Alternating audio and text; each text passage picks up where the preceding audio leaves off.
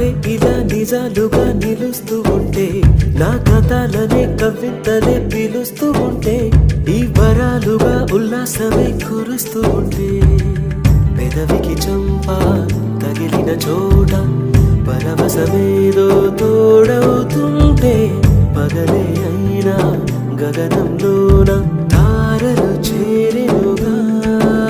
నిజంగా నేనేనా ఇలా నీ జతలో ఉన్నా, ఇదంతా